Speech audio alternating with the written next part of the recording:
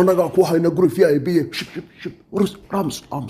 maxaa laga gabanaysaa wax noo sheeg fulayo wada lay warka joogsaha ay oranay meesha ma qof aniga gadi badan baa jira nooga anaga aqoonsaynay sodonkayga hadda ku soo khaldama diinulaahi saqiir baan ku celinaya nooga waxa anaga maraynay muxuu sheegaya qofka aad sheegaysa ma qofku ka badaya guriga aan deganahay kaadis haduu soo istaago kaadka aan qabri yar uga sameeyay ariga badqaadin ma iska hubtaa hadalka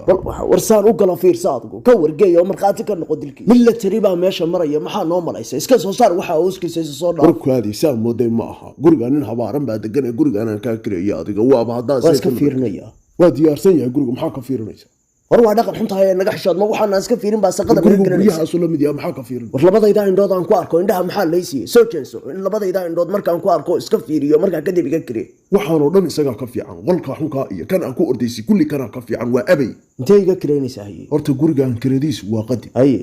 qiimihiisuna $20 20 maxay $20 caadiya guryahan oo dhan baa lagu degan yahay gurigan fuustada ku albaaban tahay kan marada ku daahan tahay baa 20 kireenaysa horta guriga